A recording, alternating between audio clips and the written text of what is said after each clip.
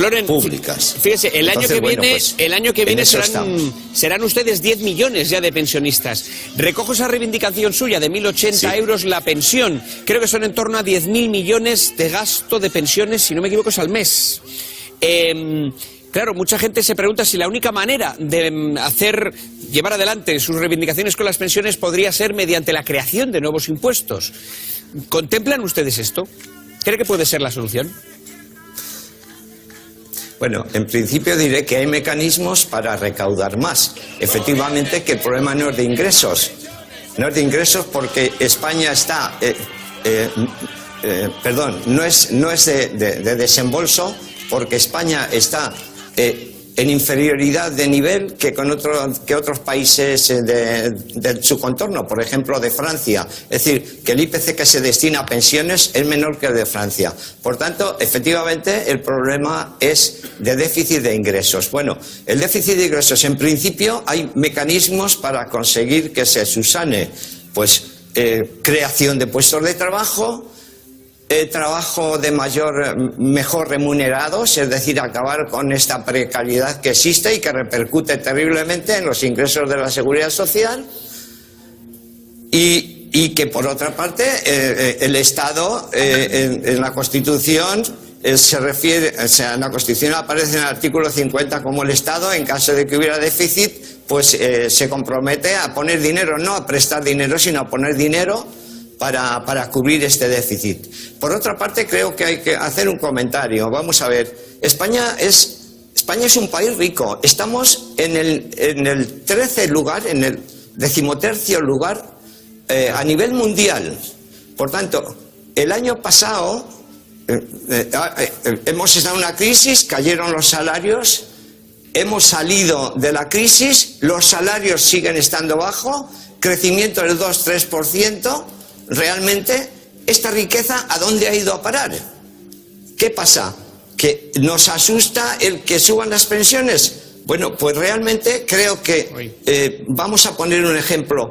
Cuando se plantearon en la Constitución el artículo 135 respecto a la obligación del pago de la deuda, yo creo que nadie pensó cómo lo vamos a pagar, sino que se planteó el problema y optaron por hacerlo. Pues entonces, digo yo, los pensionistas tienen menos derecho que los bancos europeos que nos prestaron dinero. Pues yo creo que hay que tener en cuenta esta situación. Y entonces yo creo que en absoluto hay que plantearnos que el Estado no puede pagar eso. Pues eso es una simpleza. Lo vamos a debatir. Recogemos si le parece, estas aportaciones suyas para el debate que comenzamos ahora. Floren Moreno, muchísimas gracias. Desde Bilbao, uno de los pioneros. Hace 100 semanas que los pensionistas llevan manifestándose. Voy a empezar con José Carlos Díez. ¿Qué soluciones tiene? Habla de una menor precarización en el empleo, en los nuevos puestos de trabajo que se crean, pero no sé si eso estará en nuestras manos. ¿Qué se puede hacer al respecto, José Carlos? Bueno, primero, defender el sistema público de pensiones. Yo creo que es el pilar del estado del bienestar, el que protege la pobreza extrema y no tiene alternativa. Y prácticamente la mitad de los hogares en España no puede ahorrar, por lo tanto no podría ahorrar para un plan de pensiones privado. Los planes de pensiones privados en los últimos años prácticamente no han dado rentabilidad, o sea que yo soy un gran defensor del sistema público de pensiones. Ahora, yo creo que, y él representa bien un poquito a todos los pensionistas con los que hablas, o que, ¿no?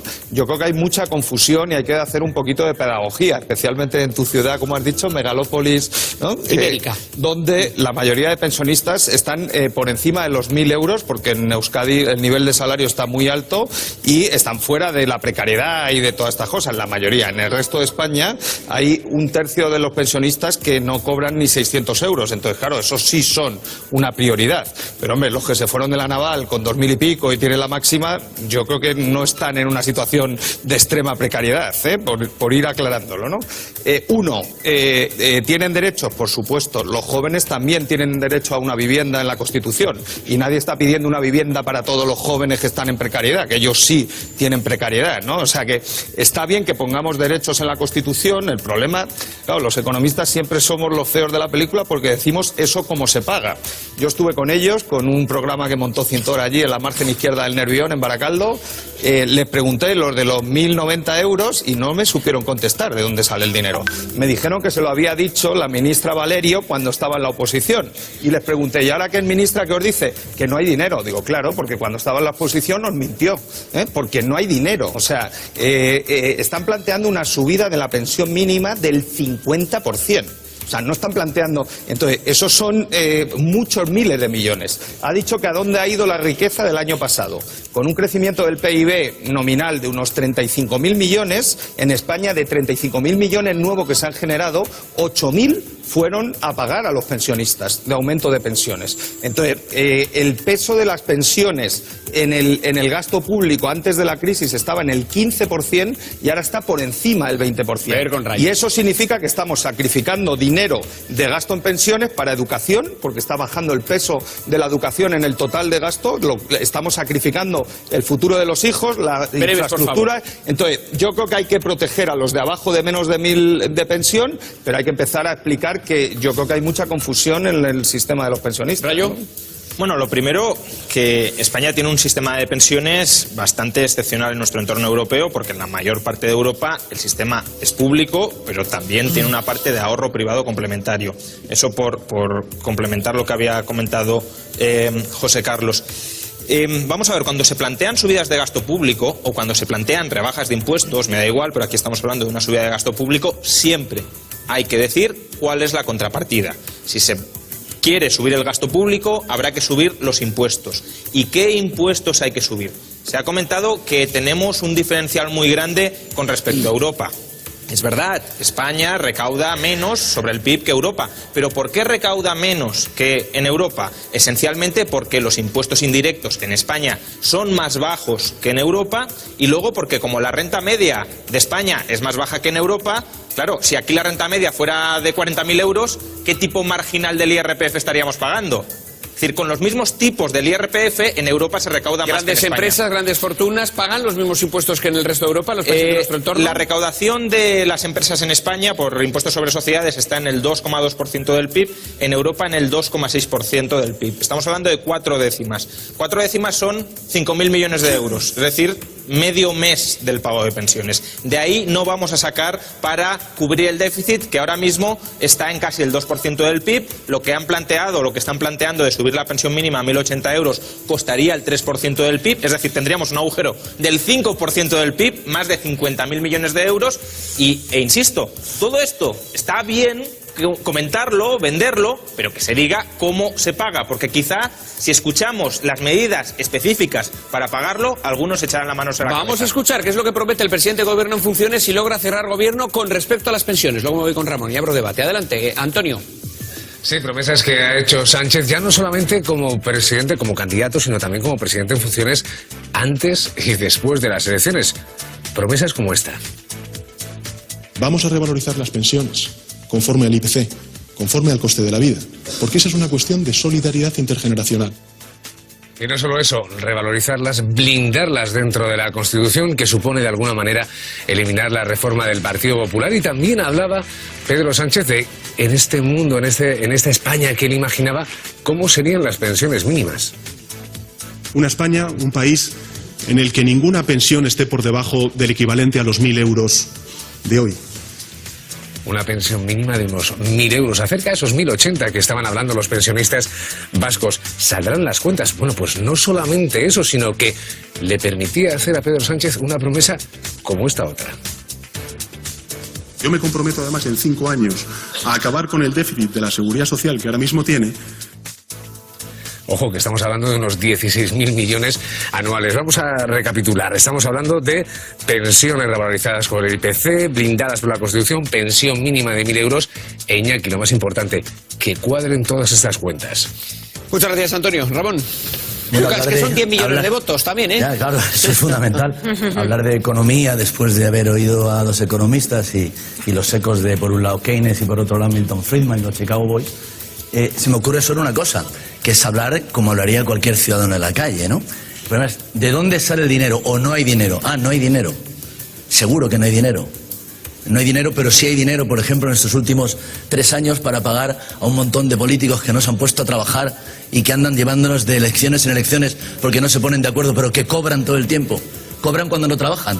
No cobran cuando trabaja como todo el mundo. Se me ocurre eso, por ejemplo. ¿Se me ocurre más? Pues a lo mejor hay que reducir el Senado a 17 senadores, uno por comunidad autónoma, y no los que hay, que es una Cámara de representación que, vamos, territorial, que en realidad no funciona como debería, ¿no? Se me ocurren más cosas. Obligar a las cajas a devolver los 60.000 millones que se les prestó. Por cierto, siempre se habla de las cajas, de los 60.000 millones, y no se habla de los intereses. Los intereses los tuvieron perdonados desde el primer momento. Se cargó al FROB, 60.000 millones, ahí están. Que los cojan, que les obliguen, que los sacan. Porque es que resulta que los que son presidentes de las cajas cobran un salario medio normal o siguen cobrando esos salarios enormes y ese reparto de beneficios con el que se podría ayudar a mucha gente. ¿Cómo que no hay dinero?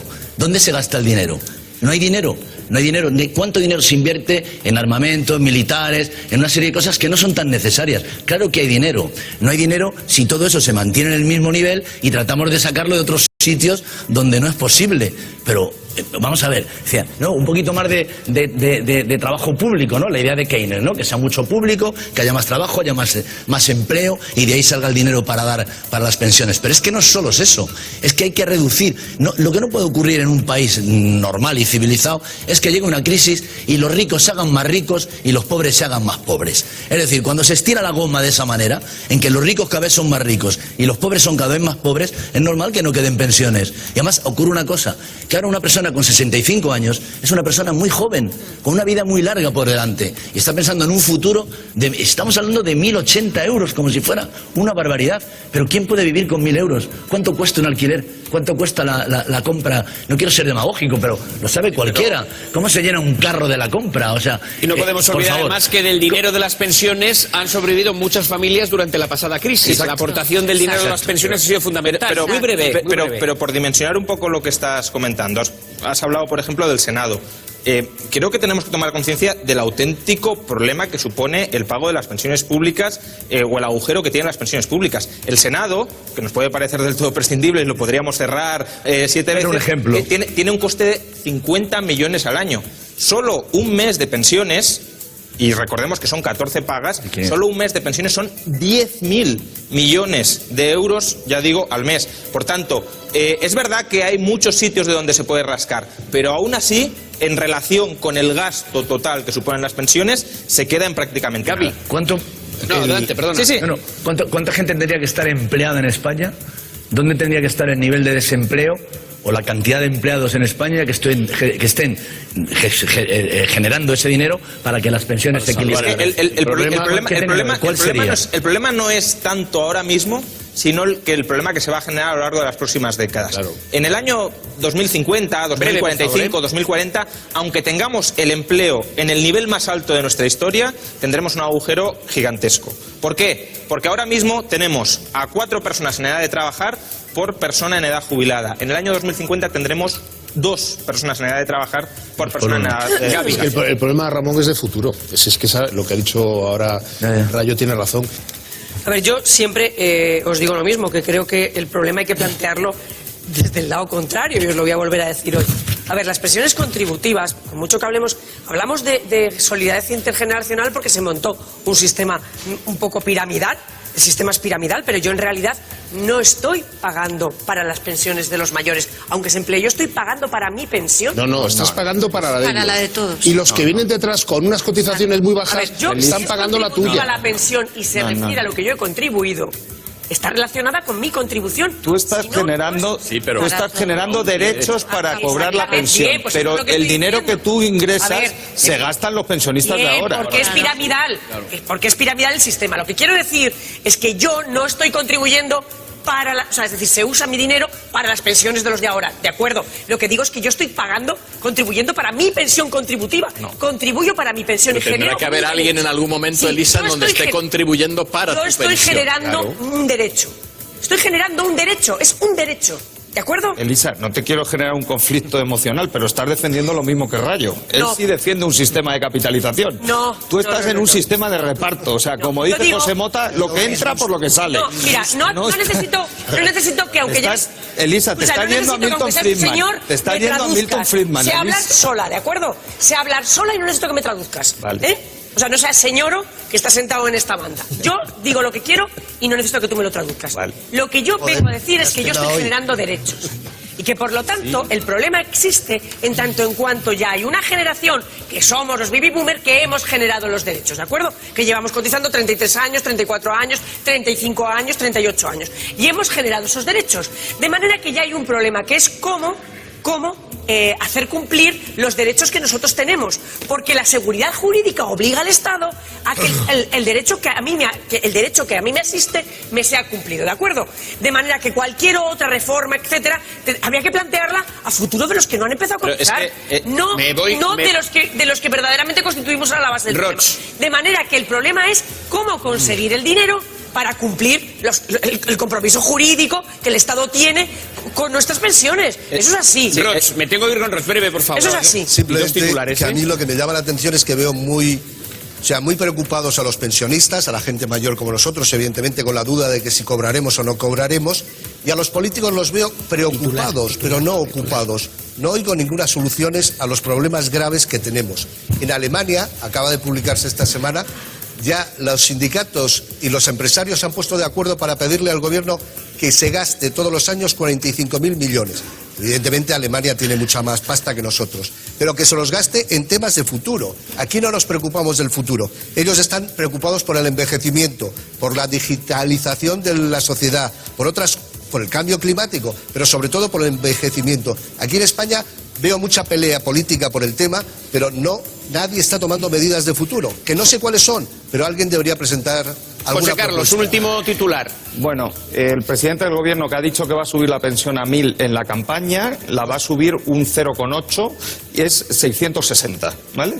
El líder de la oposición que dijo que iba a bajar los impuestos en Andalucía y en la Comunidad de Madrid ya ha dicho que no puede bajarlos, y en la ciudad de Granada ya están subiendo los impuestos, el Partido Popular. Entonces, el titular es: cada vez que veas a un político en campaña diciéndote que te vas a subir las pensiones, no te lo creas, porque no hay dinero.